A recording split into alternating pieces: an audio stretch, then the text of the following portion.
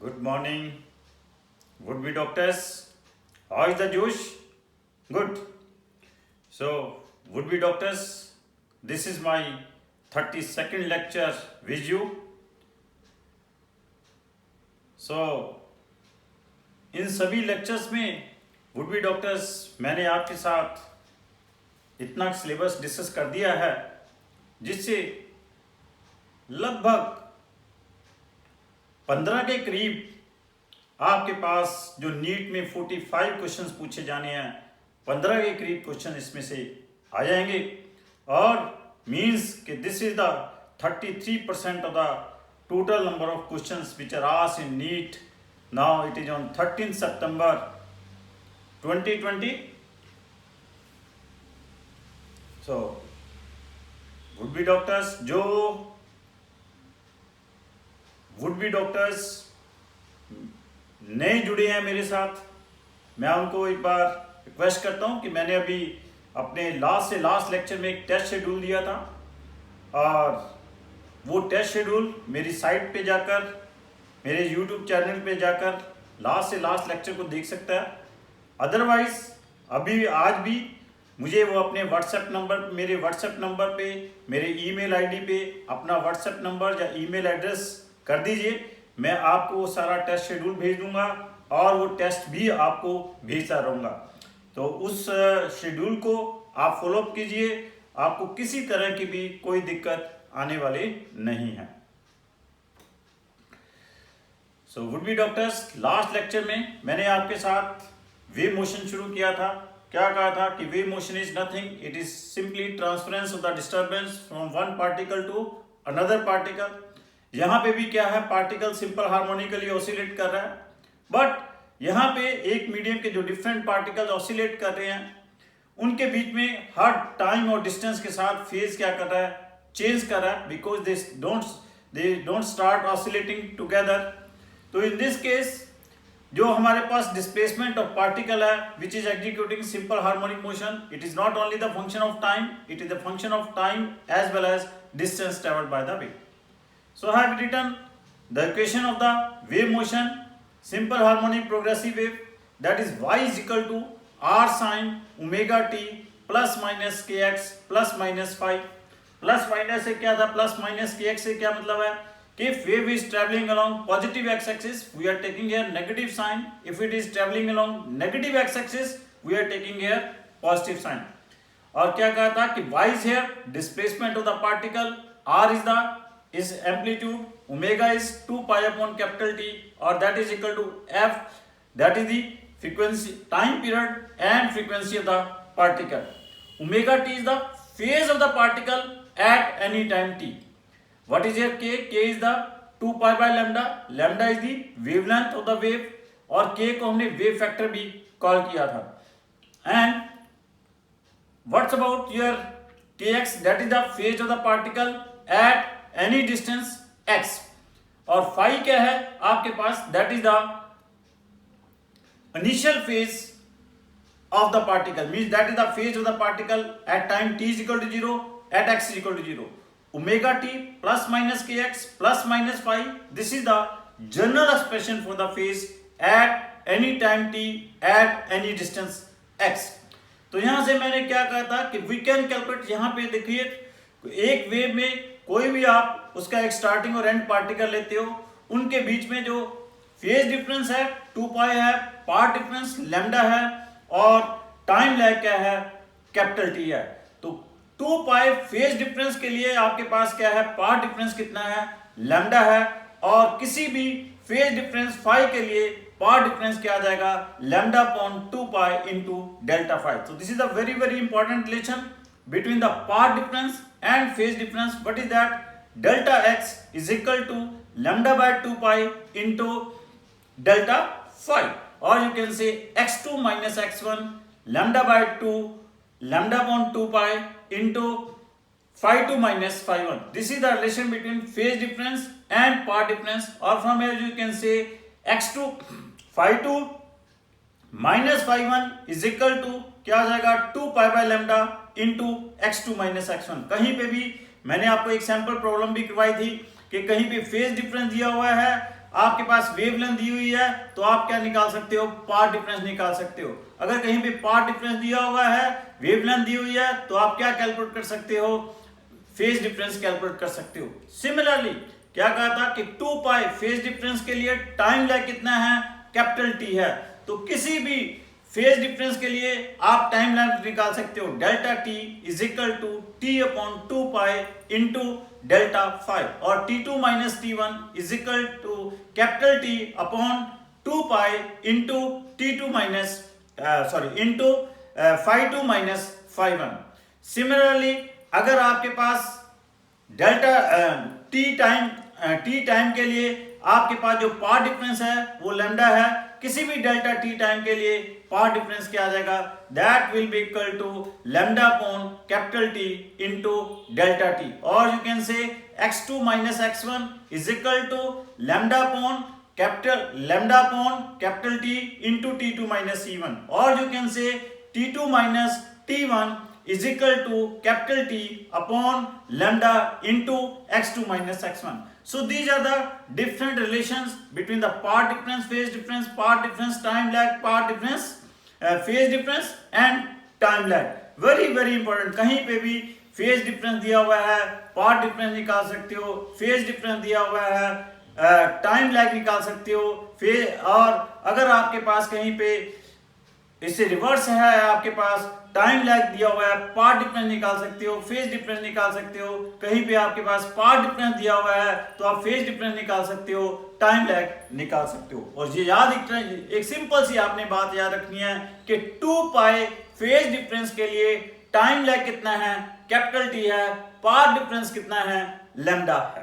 Clear. इसके बाद मैंने आपको बताया था कि वेलोसिटी ऑफ द पार्टिकल यहां पे भी क्या है, R omega cos omega T minus के एक्स आ जाती है। आर ओमेगा मैंने क्या कहा था कि this is the maximum particle velocity, और यहां पे आपके पास मैक्सिमम पार्टिकल वेलोसिटी और वेव वेलोसिटी में भी रिलेशन निकाला था। देखो मैक्सिमम पार्टिकल वेलोसिटी क्या है, इट इज वेरिंग पीरियोडिकली, जो पार्टिकल वेलोसिटी है that is varying periodically with time, but किसी भी पर्टिकुलर वेव के लिए पर्टिकुलर मीडियम में wave velocity that is omega by k, omega by k क्या है, wave velocity that remains constant. तो मैक्सिमम वेलोसिटी और पार्टिकल वेलोसिटी में मैंने एक रिलेशन भी डिराइव किया था, that is a very important relation, that is equal to R के maximum particle velocity ratio the maximum particle velocity and ratio the maximum particle velocity and wave velocity that is equal to क्या है, are के 2 pi by lambda. मैंने इसके ऊपर भी एक sample problem कराई थी कि रेशियो दी हुई थी maximum particle velocity and wave velocity की, वेवलेंथ ऑफ द वेव दी हुई थी, और it is asked what is the amplitude of that wave. एक और मैंने बड़ा आपको पास रिलेशन, इंपॉर्टेंट रिलेशन कराया था, what is the relation between particle velocity and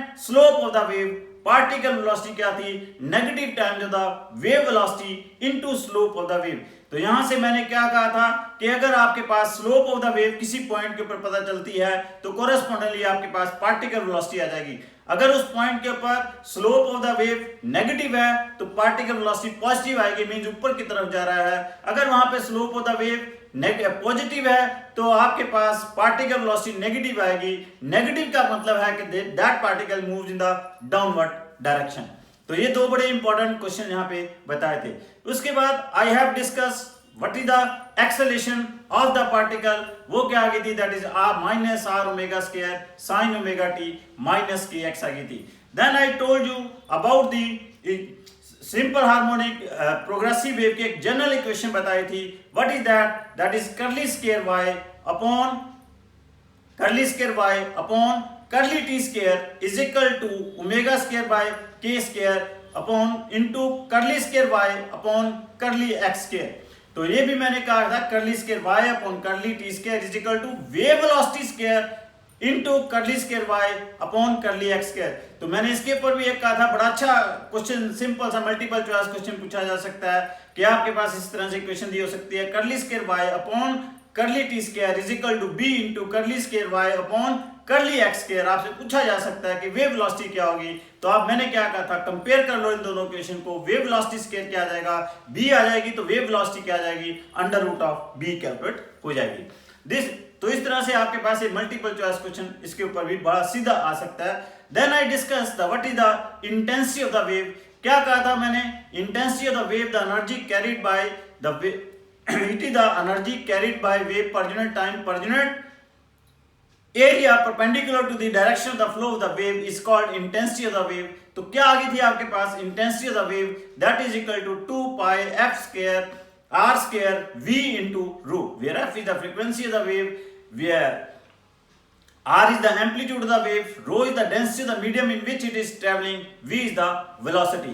अगर आपके पास पर्टिकुलर वेव के लिए क्या है, एक पर्टिकुलर मीडियम के लिए आपके पास कोई वेव है तो आपके पास उसकी फ्रीक्वेंसी फिक्स है, तो डिफरेंट एम्पलीट्यूड के लिए जो इंटेंसिटी होगी, intensity of the wave is directly proportional to the amplitude square होगी, और I is equal to K R square आएगा। मैंने कहा this is very very important question, आगे बहुत इसे प्रॉब्लम सॉल्व करेंगे। बट मैंने एक एग्जांपल दी थी आपको कि आपके पास दो वेव दी हुई हैं, उनके डिफरेंट एम्पलीट्यूड दिए हुए हैं, उनकी डिफरेंट फ्रीक्वेंसी दी हुई है। कई बार ऐसे पूछ लिया जाए और रेशियो द इंटेंसिटी पूछ लिया जाए तो सिर्फ आपने r1 square by r2 square नहीं करना। उस केस में अगर डिफरेंट फ्रीक्वेंसीज भी है तो रेशियो द इंटेंसिटी क्या आएगी?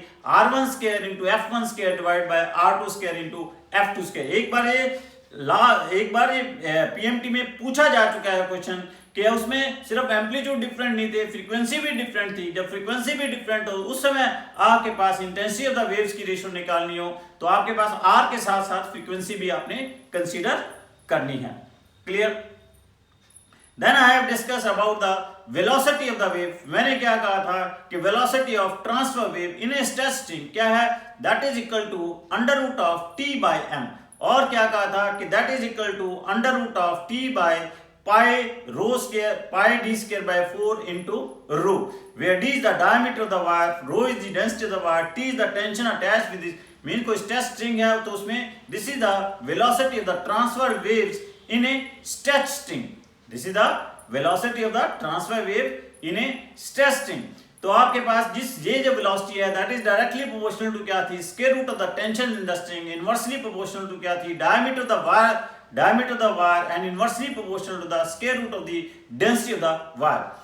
तो उसके बाद मैंने वेलोसिटी ऑफ लॉन्गिट्यूडनल वेव भी कहा था कि longitudinal waves how they are different from the transverse wave. Longitudinal wave क्या है? जिस वेव में पार्टिकल ऑसिलेट कर रहा है उसी वेव में क्या है, उसी डायरेक्शन में क्या है, wave motion take place in longitudinal wave motion. मैंने कहा था कुछ पॉइंट्स के ऊपर प्रेशर इंक्रीज कर जाता है, कुछ पॉइंट के ऊपर प्रेशर कम हो जाता है। जहां प्रेशर इंक्रीज कर जाता है वहां पार्टिकल क्लोज आ जाते हैं, वहां पे डेंसिटी भी बढ़ जाती है। जहां पे आपके पास प्रेशर कम हो जाता है वहां पार्टिकल अवे चले जाते हैं, वहां डेंसिटी भी कम हो जाती है। तो इसलिए मैंने कहा था कि लॉन्गिट्यूडनल वेव्स में pressure changes, so this is also known as the pressure wave भी कहते हैं। तो मैंने इसकी भी इक्वेशन लिखी थी that is equal to R K E K cos omega t minus के X, where K is the wave factor, E K is the bulk modulus of velocity, R is the amplitude of the wave.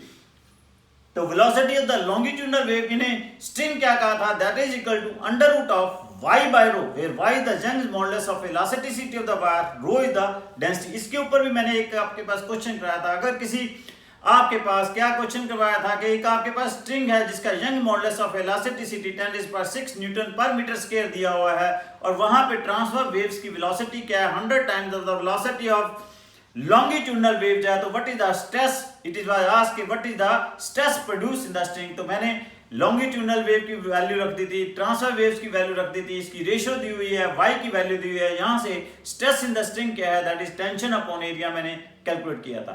फिर मैंने आपके साथ discuss किया था कि velocity of the sound waves in gases. तो क्या कहा था कि first formula it is given by Newton's, according to the Newton's the velocity of the longitudinal wave in the gases that is equal to under root of k iso by rho, where k iso is the bulk modulus of elasticity under isothermal process, और k iso की value क्या होती है? that is equal to pp is the pressure in that gases। तो वहां पे velocity of the sound waves in the gases क्या आ गई थी? under root of p by rho। तो यहां पे मैंने क्या कहा था कि आपको कि this formula is not correct. जब हमने एनटीपी के ऊपर p और rho की वैल्यू सब्स्टिट्यूट की, it is found that velocity of the sound waves in the gases it comes nearly 280 metre पर सेकंड। एक्चुअली क्या है? Velocity of the sound in gases at NTP क्या होती है? दैट इज 332 मीटर पर second. It means that कि जो formula Newton ने दिया, this formula is not correct, there is some need of correction. तो करेक्शन की वैसे भी जरूरत थी। क्यों? रीजन बीइंग कि न्यूटन ने क्या अज्यूम किया था कि जब साउंड वेव्स एयर में ट्रेवल कर रही हैं तो isothermal process take place. Actually isothermal process can take place only when the medium is conducting and process should be slow. These are the two conditions for the isothermal process, but here both the conditions are violating.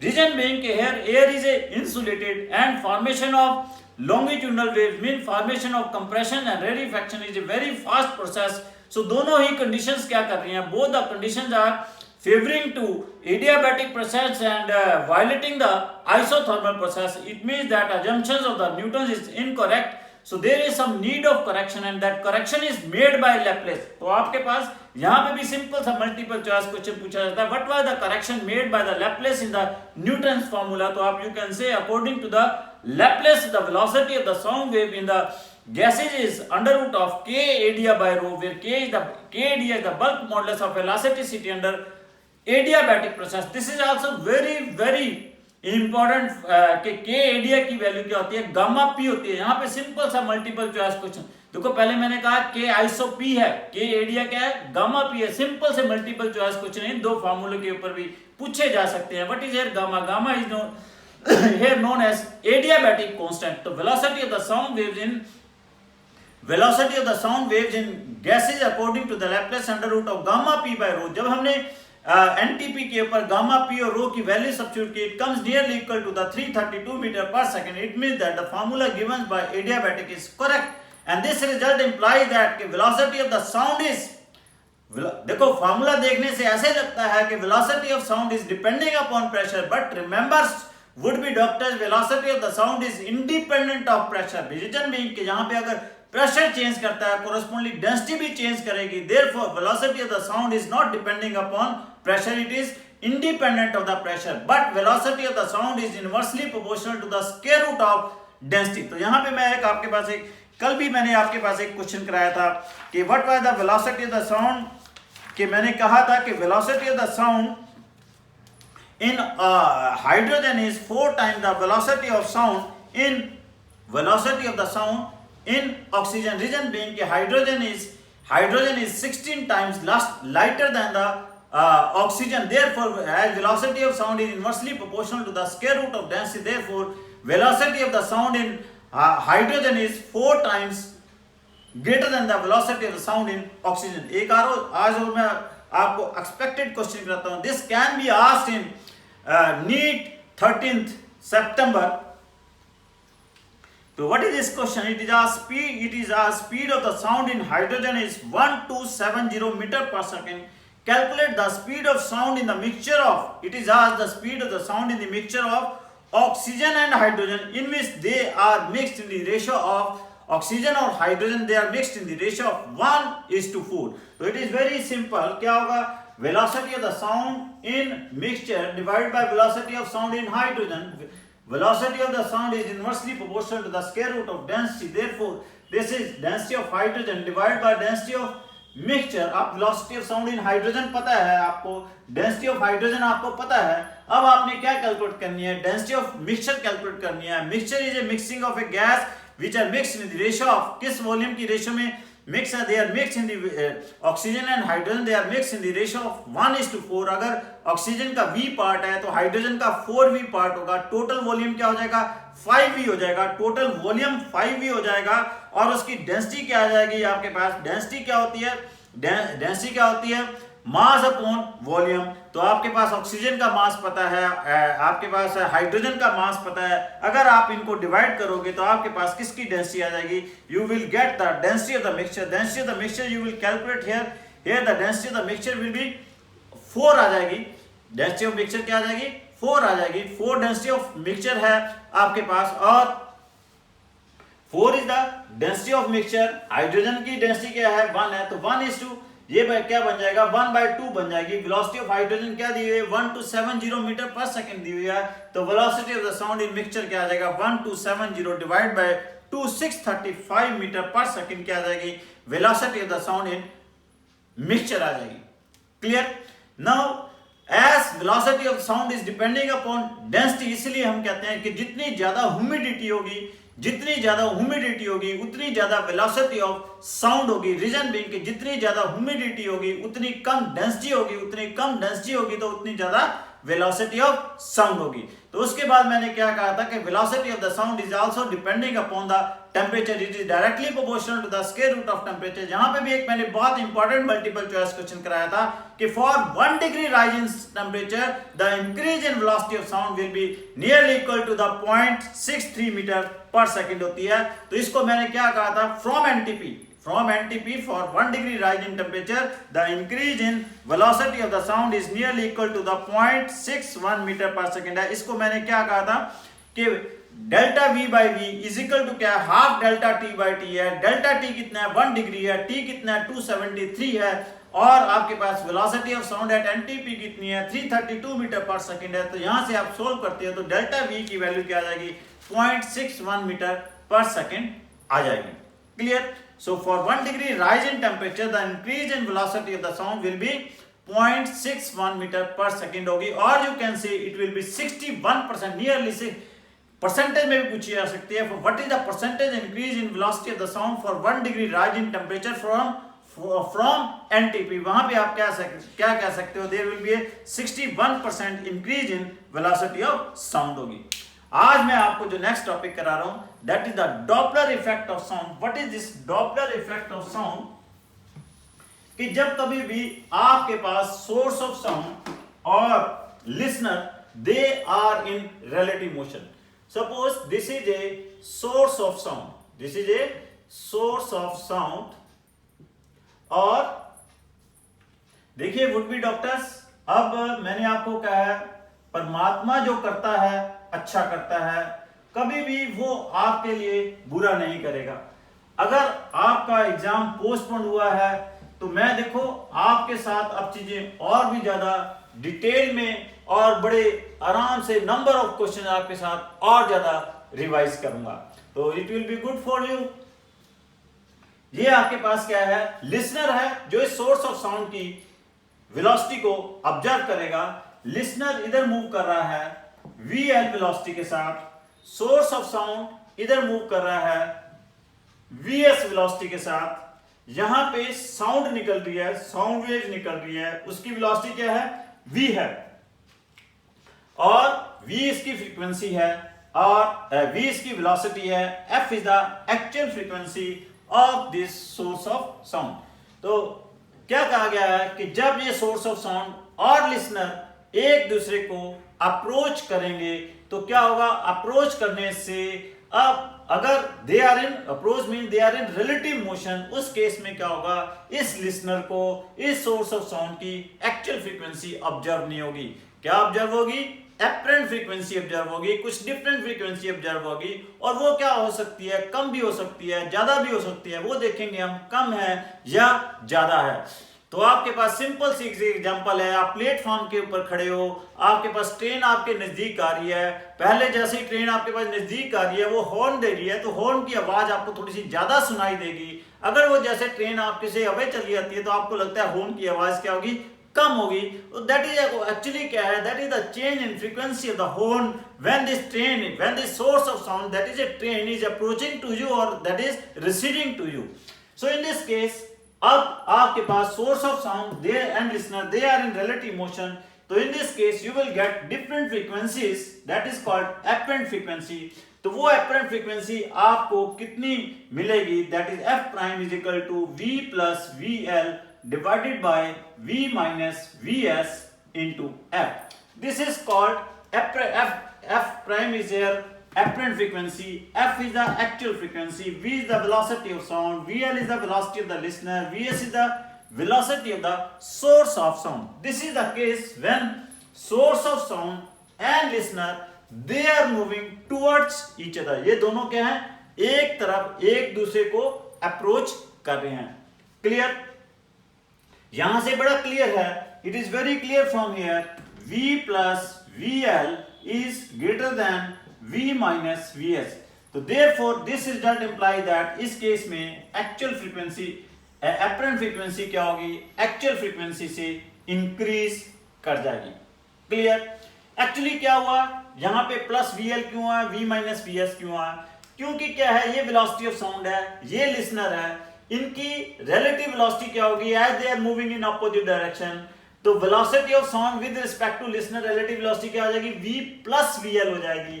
और velocity of the sound with respect to the velocity of source of sound क्या हो जाएगी, v minus V S हो जाएगी, जिसके कारण इसकी क्या है, एक्चुअल फ्रीक्वेंसी क्या कर रही है, चेंज कर रही है। और उस चेंज फ्रीक्वेंसी को हमने क्या कॉल किया है, एपरेंट फ्रीक्वेंसी का कहा है। लेकिन जब ये दोनों एक दूसरे की तरफ अप्रोच कर रहे हैं तो यहां से बड़ा क्लियर है कि इसकी एपरेंट फ्रीक्वेंसी क्या कर रही है, इंक्रीज कर रही है।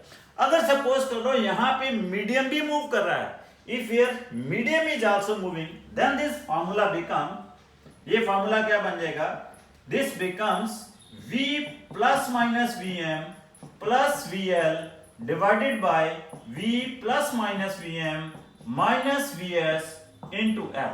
अगर आपके साथ अगर यहां पे मीडियम भी मूव कर रहा है, what is your vm, vm is the velocity of the medium, vm किसकी वेलोसिटी है, मीडियम की वेलोसिटी है। क्लियर, प्लस माइनस क्या क्यों लिया है, अगर मीडियम इसी ही डायरेक्शन में जा रहा है, medium is moving in the direction of sound, तब तो हम क्या ले लेंगे, प्लस साइन ले लेंगे। अगर मीडियम क्या है, साउंड की अपोजिट डायरेक्शन में जा रहा है, तब हम माइनस साइन ले लेंगे। अगर मीडियम रेस्ट के ऊपर है तो वीएम क्या हो जाएगा, जीरो हो जाएगा, क्योंकि मीडियम के साथ में क्या होता है, वेलोसिटी ऑफ साउंड क्या कर जाती है, चेंज कर जाती है। मीडियम मींस एयर क्या है, अगर एयर आपकी साउंड एयर की डायरेक्शन में फ्लो कर रही है तो आपकी साउंड की वेलोसिटी बढ़ जाएगी, v प्लस वी एम हो जाएगी। अगर आपकी साउंड, अगर एयर क्या है आपकी साउंड की डायरेक्शन के अपोजिट फ्लो कर रही है तो आपकी वेलोसिटी डिक्रीज कर जाएगी, v माइनस वीएम हो जाएगी। आप प्रैक्टिकली से ऑब्जर्व कर सकते हो, आपके पास एक लाउड स्पीकर लगा हुआ है, लाउड स्पीकर से आपके पास साउंड आ रही है, अगर एयर भी आपके पास उसी डायरेक्शन में ही चल रही है तो आपको लगेगा लाउड स्पीकर से आपके पास you are getting more sound. अगर एयर उसकी अपोजिट डायरेक्शन में फ्लो करना शुरू कर दे तो आपके पास लाउड स्पीकर की साउंड क्या हो जाएगी, कम भी हो सकती है। क्लियर, तो when nothing is given about the velocity of medium, तो सिंपल हम क्या ले लेते हैं, Vm को जीरो लेके चल पड़ते हैं। अब ये आपके पास एक जनरल फार्मूला है, इस फार्मूले को आपने याद रखना है, बाकी जितने भी केसेस हैं हम इसी फार्मूले से डेराइव कर सकते हैं।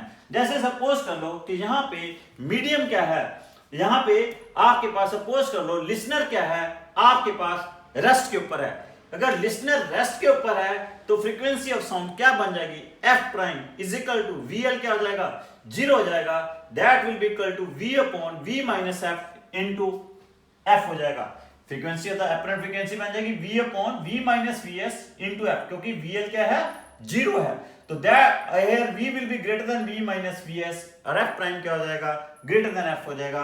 और you can say when the source of sound is moving toward the stationary listener, stationary listener, उस केस में velocity frequency of the sound increases. Now third case है लिसनर रेस्ट के ऊपर है, सोर्स ऑफ साउंड इस पहले अभी जो मैंने करवाया था केस, इसमें source of sound is moving toward the listener था। अगर लिसनर रेस्ट के ऊपर है, source of sound is moving away from the listener, away from the listener, तो उस केस में क्या होगा, ये आपके पास माइनस की जगह क्या आ जाएगा, प्लस आ जाएगा। एपरेंट फ्रीक्वेंसी क्या बन जाएगी, v upon v plus V S into F बन जाएगी। क्लियर। नाउ फोर्थ केस है आपके पास, और इसमें याद रखना कि यहां पे क्या होगी, frequency of the sound will decrease.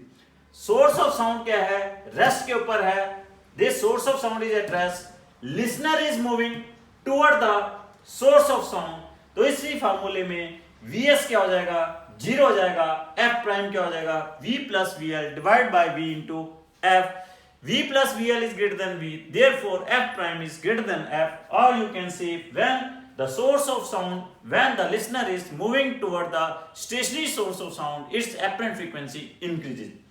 Next आपके पास फिफ्थ केस है कि अगर आपके पास listener is moving away from the stationary source of sound, तो यहां पे फिर आपके पास Vs जीरो हो जाएगा, इस प्लस की जगह आप माइनस ले लोगे, F प्राइम क्या बन जाएगा, V minus V S V L into F divide by V, तो here V minus V L क्या होगा, that is lesser than v होगा, देयरफॉर f प्राइम क्या होगा, लेसर देन f होगा। और you can see when a listener is moving away from the stationary source of sound, when listener is moving away from the stationary source of sound, its apparent frequency decreases. Clear? अब आपके पास sixth case है कि आपके पास अगर ये दोनों ही एक दूसरे से अवे जा रहे हो, ये इधर जा रहा है, ये इधर जा रहा है, तो इस फॉर्मूले में आप माइनस ले लोगे, इधर क्या ले लोगे, प्लस ले लोगे। दैट आल्सो इंप्लाइज दैट कि frequency of the apparent frequency decreases. Clear? और आपके पास सेवंथ केस बनता है कि ये इधर जा रहा है और ये सोर्स ऑफ साउंड राइट की तरफ मूव कर रहा है, लिसनर भी क्या है, राइट की तरफ मूव कर रहा है। तो यहां पे आपके पास माइनस साइन आ जाएगा, यहां पे माइनस साइन आ जाएगा, नीचे minus sign as it is रहेगा। लेकिन इस केस में f ग्रेटर देन f होगा या f लेस देन f होगा, that will depend upon the velocity of the source of sound and velocity of the listener. Clear? Last case है अगर दोनों ही क्या है आपके पास लेफ्ट की तरफ मूव कर रहे हैं, तो डिनोमिनेटर वाला फैक्टर एज इट इज रहेगा, न्यूमरेटर वाला फैक्टर एज इट इज रहेगा, डिनोमिनेटर वाले फैक्टर में माइनस की जगह क्या हो जाएगा, प्लस हो जाएगा। यहां पे भी क्या है, f ग्रेटर देन f होगा या लेस देन f होगा, that will also depend upon velocity of the source of sound and listener. So आपने बेसिक फार्मूला क्या है, यही एक बेसिक फार्मूला याद रखना है, तो आपको उसके बाद different formulas you can drive it. तो मैं इसके ऊपर आपके पास बहुत अच्छे एक बहुत ही अच्छा इसके ऊपर क्वेश्चन पूछ लिया जाता है। कहता है difference between the apparent frequency of a source of sound as perceived by an observer during its approach and recession is 2% of the natural frequency of the source. Find the velocity of the source of sound if it is very small as compared to the velocity of the sound, and velocity of sound is given, that is 350 meter per second दी हुई है। So what is the question कि आपके पास source of sound क्या है, ये source of sound है, this is a source of sound. ये सोर्स ऑफ साउंड पहले लिसनर को अप्रोच कर रहा है, फिर क्या कर रहा है, रिसीड कर रहा है। ड्यूरिंग अप्रोच एंड रिसीडिंग, अब जब वो अप्रोच कर रहा है तब लिसनर को ज्यादा फ्रीक्वेंसी मिलेगी, और जब वो रिसीड कर रहा है तब उसको कम फ्रीक्वेंसी मिलेगी। तो दोनों केसेस में what it is given, difference of the frequency in the both cases, that is f1 minus f2 क्या दिया हुआ है, it is given 2% of the natural frequency, 2% of the 2/100 of its natural frequency, this is given. So from here you can substitute the value of f1. What is your f1? That is equal to, because it is an approaching, v minus vs into f। f2 क्या होगा, f2 is the frequency when it is receding के time frequency क्या होगी, v upon vs into f, this is equal to 2/100 into f। अब इस question को multiple choice में आ जाए, थोड़ा सा टेक्निक है, अगर आप इसी को एज इट इज सॉल्व करोगे कैलकुलेशन आपकी थोड़ी सी लेंथी हो जाएगी, लेकिन यहाँ पे इसने एक हिंट दे दिया क्वेश्चन में कि velocity of the source of sound is very small as compared to the velocity of sound। तो इट मीन दैट इसको जब हम सॉल्व करेंगे, थोड़ा सा टेक्निक के साथ सॉल्व करेंगे, क्या वो टेक्निक क्या यूज करेंगे, इसको हम ऐसे भी लिख सकते हैं, it can be written like this, 1 plus vs by v that is equal to 200 by। अब हम इसको क्या करेंगे, न्यूमरेटर में ले जाकर यहाँ पे बाइनोमियल थ्योरम अप्लाई कर देंगे, तो this becomes vs by v, this becomes -1 plus vs by v। इसको भी हम क्या करेंगे, न्यूमरेटर में ले जाकर बाइनोमियल थ्योरम अप्लाई कर देंगे, तो आपके पास ये 1 कैंसल आउट हो जाएगा। सो आपके पास ये क्या बन जाएगा, 2vs by v is equal to 2/100। और आपने निकालनी क्या, velocity 2 cancel out, velocity of source of sound निकालनी है, v क्या दी हुई है, 350 दी हुई है, 350 डिवाइड बाय 100, तो दिस विल बी 3.5 मीटर पर सेकेंड आपके पास वेलोसिटी आ जाएगी। क्लियर? तो वुड बी डॉक्टर्स, आप इस फॉर्मूले को डायरेक्ट भी याद रख सकते हो, 2vs/v when a source of sound approaching and then receding, or its velocity is very small, लेकिन यहाँ कंडीशन है its velocity is small as compared to the velocity of sound. In that case, difference of the frequency received by the listener will be equal to 2vs into f divided by v. इस फॉर्मूले को आप directly भी याद रख सकते हो, difference of the frequency that is 2vs divide by v into f. This is very very important formula for multiple choice question. Clear? Next आपके पास क्वेश्चन है, कहता है पुलिसमैन ऑन ड्यूटी. वैसे तो ये वर्ड ही बड़ा गलत है, पुलिसमैन ऑन ड्यूटी हो सकता है, detects A drop of 10% in the pitch of horn of a moving car as it crosses him. If the velocity of the sound is 330 meter per second, what is the speed of car? अब वो कहता है, अब same question है आपके पास, इसमें difference of frequency की बजाय क्या दिया हुआ है कि आपके पास 10% ड्रॉप दिया हुआ है, मतलब f2 की वैल्यू क्या है दी हुई है यहाँ पे, that is equal to, here it is given f2 is 9 by 10 of f1.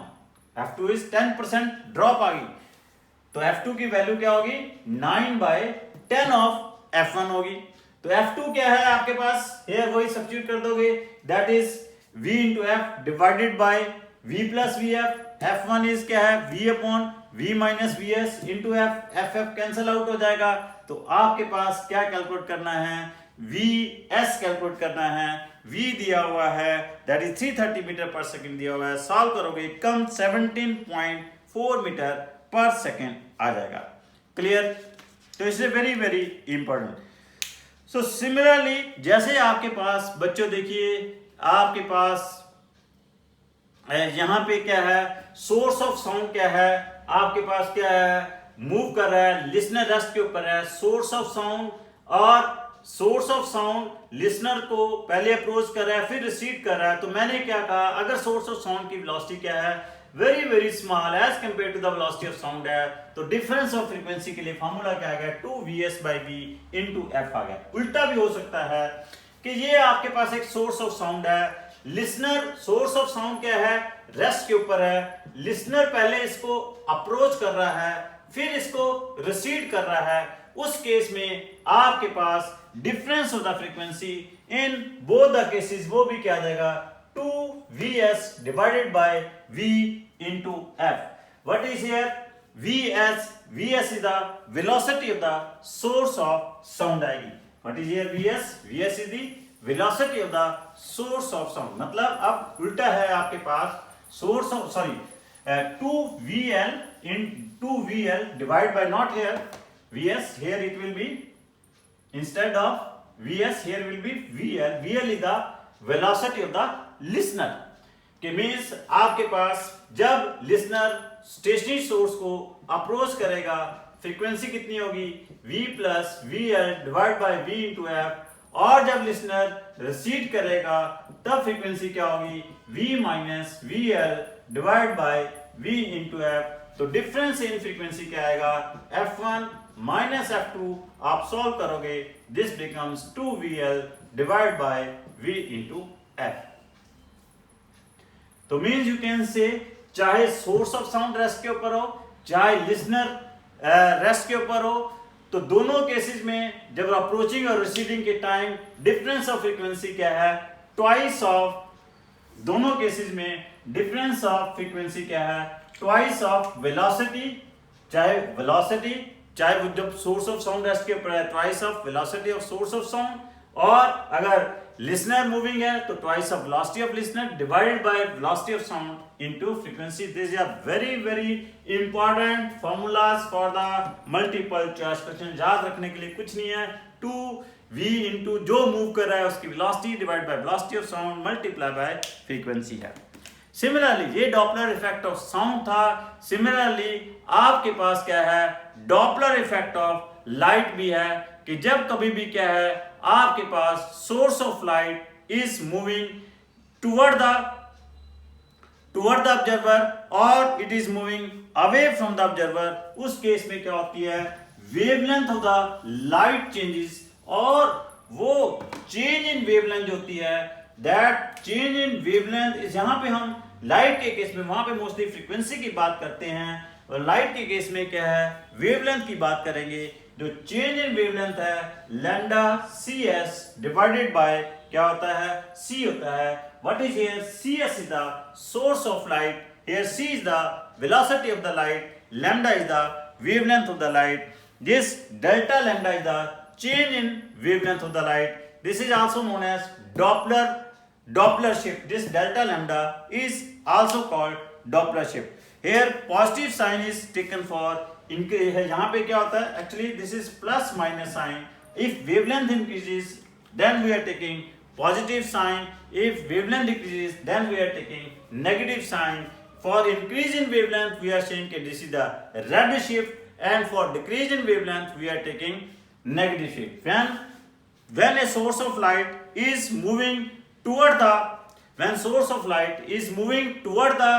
observer, in that case wavelength decreases, we are taking negative sign. When source of light is moving away from the observer, in that case wavelength of the light increases, in that case we are taking positive sign. Means when a source of light is moving away from the observer, in that case a red shift take place. When source of light is moving toward the observer, in that case blue shift will take place. Simple सा multiple choice question पूछा जा सकता है।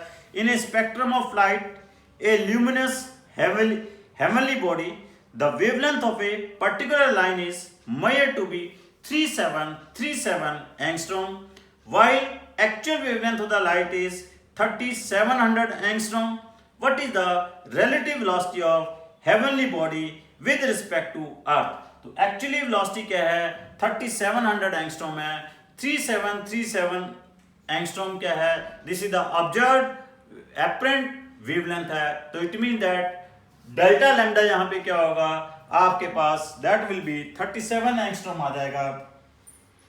सी का velocity of light that is 3 × 10⁸ metre पर second है। Actually wavelength of the light कितनी है 3700 एंगस्ट्रॉम है। तो यहां से आपके पास क्या आ जाएगी velocity of the source of light आ जाएगी। अब यहाँ पे ये भी पूछा जा सकता है कि ये सोर्स ऑफ लाइट ऑब्जर्वर के तरफ मूव कर रहा है या ऑब्जर्वर से दूर जा रहा है। तो यहाँ पे हमारे पास क्या हुआ है कि वेवलेंथ ऑफ द लाइट क्या की है, wavelength of the light increase की है। तो मैंने आपको क्या कहा है जब भी वेवलेंथ ऑफ लाइट इंक्रीज करती है तो आपके पास it mean that source of light is moving away from the observer. तो यहां से अगर आप velocity of the source of light निकालोगे इट कम्स 3 × 10⁸ मीटर पर सेकेंड आ जाएगी। क्वेश्चन इसके अंदर पूछा जा सकता है the wavelength of the light coming from a distance galaxy is found to be 0.5% more than the coming from a source from the earth. Calculate the velocity of the galaxy. Velocity of light is given here delta lambda by lambda दिया हुआ है। अब यहाँ पे क्या दिया हुआ है delta lambda by lambda दिया हुआ है that is 0.5%, means you will write it as 0.5/100. You will write it as 5/1000. 5 upon delta lambda by lambda is 5/1000. c आपको पता है 3 × 10⁸। तो यहां से क्या आ जाएगी आपके पास velocity of the source of light आ जाएगी। Clear? So thank you very much doctors, would be doctors. जैसा मैंने आपको बताया है कि ये सारी की सारी मेरी क्लासेस इस राष्ट्र को समर्पित है, इस राष्ट्र के कोरोना वॉरियर्स को समर्पित है और पीएम केयर फंड को समर्पित है। वुड बी डॉक्टर्स अपना मोराल अप रखना है, आपने सुरक्षित रहना है, आपने स्वस्थ रहना है, आपने जागरूक रहना है, आपने जागृत रहना है और जिससे आपने कोरोना को हराना है और इंडिया को जिताना है। इसके लिए हम परमपिता परमेश्वर से एक प्रार्थना भी करेंगे। सभी मिलकर बहुत प्यार से हम प्रार्थना करेंगे। ओम द्यो शांतिरंतरिक्ष शांति पृथ्वी शांतिराप शांतिरोषध्या शांति वनस्पत शांति विश्वदेवा शांति ब्रह्म शांति सर्वे शांति शांतिरेव शांति श्यामा शांतिरेधि। ओम शांति शांति शांति।